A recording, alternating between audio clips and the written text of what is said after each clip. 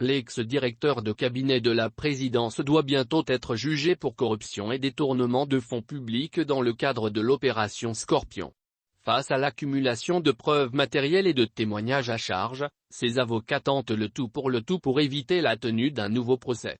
Cette semaine, pas moins de 3 articles ont fleuri dans la presse française. Le dernier est paru ce dimanche dans le JDD, un hebdomadaire hexagonal.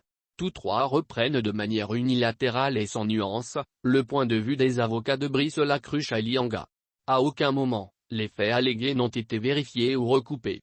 Bly est dépeint comme un parfait innocent victime d'un régime répressif. La réalité est tout autre que celle dépeinte dans ces articles.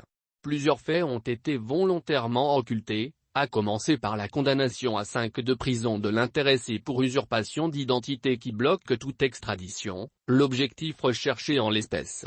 Mais passons sur le manque de rigueur et de cohérence. Si ces articles paraissent aujourd'hui, c'est parce que la date du procès Bly s'approche. Que cette fois-ci, ça n'est pas 5 ans de prison mais 30 crises que l'ex-directeur de cabinet. Et que, ces derniers mois, le dossier de l'ex-directeur de cabinet de la présidence a encore été alourdi. Des témoignages, comme celui de son ex-aide de camp, sont venus l'accabler. Lire notre article. Les preuves matérielles des détournements de fonds publics et de corruption se sont, elles, accumulées. Le dossier est devenu impossible à plaider, reconnaissait il y a quelques semaines un proche de Brice Lacruche à Lianga. Pour lui, le seul moyen est d'éviter ce procès.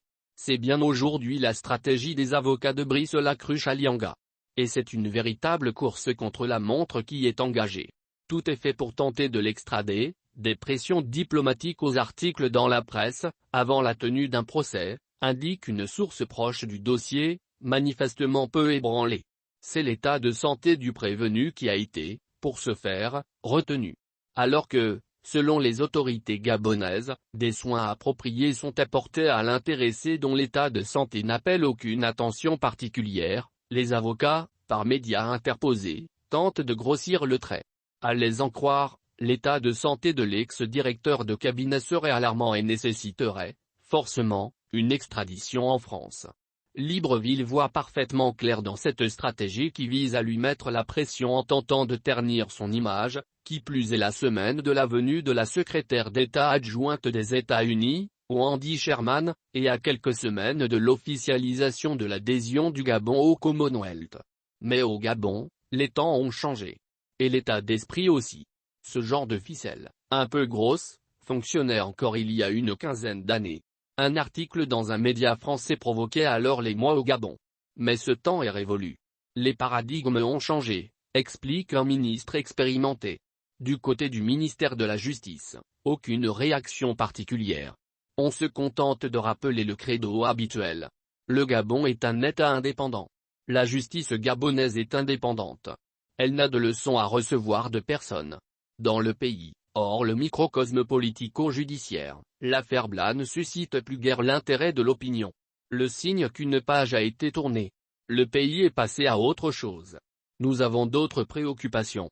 D'autres problèmes à gérer, explique Martial, la trentaine presque révolue, directeur d'une agence bancaire à Libreville. Ceux qui s'y intéressent malgré tout y voient en majorité une nouvelle tentative d'immixtion de la France dans les affaires internes du Gabon. Pour eux, c'est comme si la justice gabonaise est incapable aux yeux de la France de juger les faits qui se sont produits sur son propre territoire, explique-t-il. Avant de conclure, le fait qu'il n'y ait pas procès est impensable. Ce serait un déni de justice.